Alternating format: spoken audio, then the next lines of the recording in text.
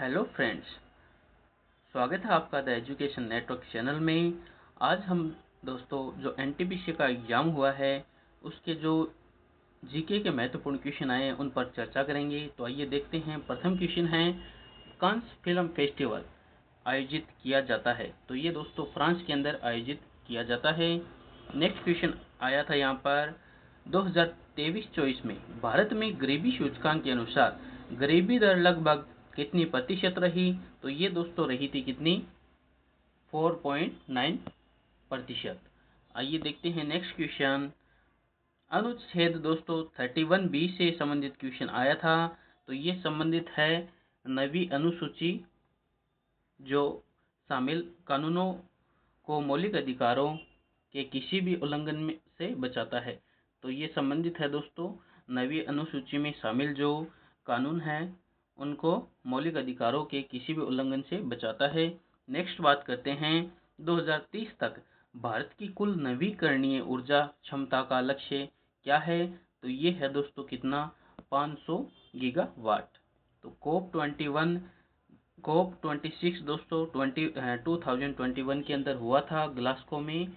उसमें दोस्तों जो 2030 तक भारत का लक्ष्य है 500 गीगावाट ऊर्जा उत्पादन करना, नवीकरणीय ऊर्जा। नेक्स्ट बात करें, पर्यावरण संरक्षण से दोस्तों क्वेश्चन आया था। पर्यावरण संरक्षण अधिनियम इन्वायरमेंट प्रोटेक्शन एक्ट भारत में कब लागू हुआ?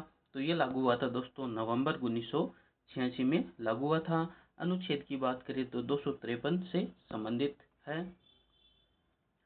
संरक्षण अधिनियम है जो पर्यावरण संरक्षण अनुच्छेद 253 से संबंधित। और अन्य फैक्ट में दोस्तों लेके आया हूँ जो जल अधिनियम है दोस्तों, जल प्रदूषण निवारण एवं नियंत्रण अधिनियम, ये 1974 का है। नेक्स्ट शिफ्ट में क्वेश्चन बन सकते हैं। वायु जो प्रदूषण निवारण नियंत्रण अधिनियम है ये 1981 है। वन्य जीव संरक्षण अधिनियम ये 1972 है दोस्तों। भारतीय भारतीय जो नौसेना दिवस 2024 की थीम क्या थी? ये क्वेश्चन आया था दोस्तों। तो नौसेना की जो थीम थी 4 दिसंबर को दोस्तों भारतीय नौसेना दिवस बनाया जाता है।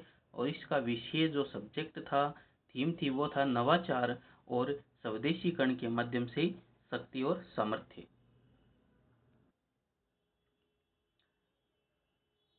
आगे बात करें अपन दोस्तों तो पृथ्वी दिवस 2025 दोस्तों ये 22 अप्रैल को पृथ्वी दिवस बनाया जाता है। और इसकी थीम जो थी वो थी हमारी शक्ति हमारा ग्रह, our power our planet. Next बात करें, आर्टिकल 31B आया था दोस्तों जो नवी अनुसूची में शामिल कानूनों की रक्षा करता है। नेक्स्ट आया था संविधान संशोधन दोस्तों। हर क्वेश्चन में संविधान संशोधन से हर शिफ्ट में क्वेश्चन आ रहा है। तो 105वें संविधान संशोधन से क्वेश्चन आया था। तो 2021 में दोस्तों ये पारित हुआ था। और ये संबंधित है सामाजिक और शैक्षणिक रूप से पिछड़े वर्गों की पहचान से संबंधित है दोस्तों। नेक्स्ट आया था कुषाण वंश के राजा कनिष्क ने कौन सा धर्म अपनाया? तो ये दोस्तों कुषाण वंश के राजा कनिष्क, उन्होंने चौथी जो बौद्ध संगीति हुई थी दोस्तों उसमें बौद्ध संगीति इन्होंने करवाई थी फर्स्ट शताब्दी 72 ईस्वी में, फर्स्ट शताब्दी में। तो दोस्तों जो बौद्ध संगीति हुई थी वो प्रथम हुई थी राजगृह के अंदर, दूसरी हुई थी वैशाली के अंदर, तीसरी पाटलिपुत्र के अंदर हुई थी और चौथी हुई थी कुंडलग्राम के अंदर। तो कुंडलग्राम में बौद्ध संगीति जो हुई थी उसके जो किसके शासनकाल में हुई थी? तो कनिष्क के शासनकाल में हुई थी बौद्ध धर्म की संगीति। नेक्स्ट बात करते हैं भारतीय राष्ट्रीय कांग्रेस निम्न में से कौन भारतीय राष्ट्रीय कांग्रेस के एक उदारवादी नेता नहीं थे? तो ये दोस्तों अरविंदो घोष थे, वो नहीं थे। आईपीएल 2025 में विराट कोहली ने कौन सी उपलब्धि हासिल की थी? तो दोस्तों इनमें से ये ऑप्शन थे कि 10,000 रन पूरे, 1,000 चौके छक्के मारे थे और 5 टाइटल जीते थे। तो दोस्तों ये जो 1,000 जो चौके छक्के मारे थे ये रिकॉर्ड उपलब्धि हासिल की है। नेक्स्ट अपन बात करते हैं भारतीय रियासत के विशेष अधिकार और प्रीवी पर्स को कब समाप्त किया गया था? तो ये दोस्तों 26वें संविधान संशोधन 1971 में इसे समाप्त किया गया था। ये क्वेश्चन आया था। नेक्स्ट आया था पत्रकारिता में उत्कृष्टता के लिए 19वें रामनाथ गोयनका पुरस्कार 2025 में किसे सम्मानित किया गया? तो दोस्तों इसमें 21 27 पत्रकार को सम्मानित किया गया था 20 श्रेणियों में। तो हिंदी में दोस्तों मृदुलिका झा है, इनको सम्मानित किया गया था। नेक्स्ट था दोस्तों, अगर कोई भारत की नागरिकता समाप्त कर देता है तो क्या होता है? तो उसमें दोस्तों उसका स्थायी रूप से उसका अधिकार खो देता है दोस्तों, भारत का नागरिक होने का अधिकार खो देता है और उसे वीजा, भारत में रहने के लिए वीजा की आवश्यकता होती है दोस्तों। और पासपोर्ट है जो, उसके पास भारतीय पासपोर्ट भी नहीं रहेगा और भारतीय चुनाव में वोट नहीं दे पाएगा, ये नुकसान है। तो 2024 हॉकी इंडिया का Balbir Singh senior player of the year पुरस्कार किसने जीता है? तो पुरुष में पूछा था दोस्तों, तो हरमनप्रीत सिंह। नेक्स्ट आया था दोस्तों, पी ब्लॉक तत्वों के बारे में कौन सा सही है? तो पी ब्लॉक दोस्तों ये है 13 से 18 के मध्य है पी ब्लॉक। पी ब्लॉक में दोस्तों धातु, अधातु और उपधातु शामिल है और जिनमें विभिन्न गुण होते हैं। तो पी ब्लॉक में दोस्तों जो फेमस प्रसिद्ध तत्व है वो है कार्बन, नाइट्रोजन, ऑक्सीजन, फ्लोरीन और उत्कृष्ट गैसें, जो 18 नंबर समूह है के अंदर है, ग्रुप में है। नेक्स्ट, 2025 में कितने एक्सप्रेसवे लाइन पूरी होगी? तो दोस्तों 11 इसमें राइट आंसर हो जाएगा। और लंबाई की बात करें एक्सप्रेसवे की तो 5467 kilometre. Next, desert national park किससे संबंधित है?